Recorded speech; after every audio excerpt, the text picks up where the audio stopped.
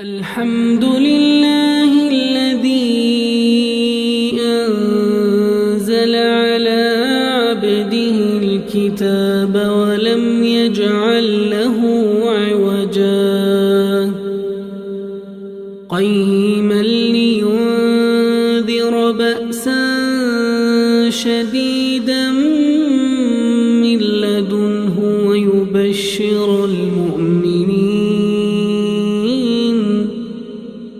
ويبشر المؤمنين الذين يعملون الصالحات أن لهم أجرا حسنا ماكثين فيه أبدا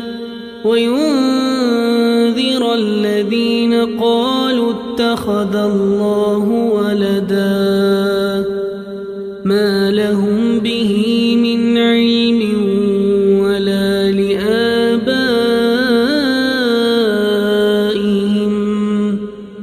كبرت كلمة تخرج من أفواههم إن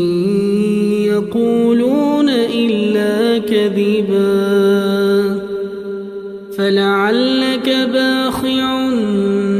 نفسك على آثارهم إن لم يؤمنوا بهذا الحديث أسفا إنا جعلنا ما على الأرض زينة لها لنبلوهم أيهم أحسن عملا وإنا لجاعلون ما عليها صعيدا جرزا أم حسبت أن أصحاب الكهف والرقيم كانوا من آياتنا عجبا إذ أوى الفتية إلى الكهف فقالوا ربنا آتنا من لدنك رحمة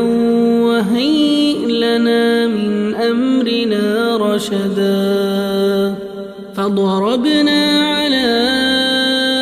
آذانهم في الكهف سنين عددا ثم بعثناهم لنعلم أي الحزبين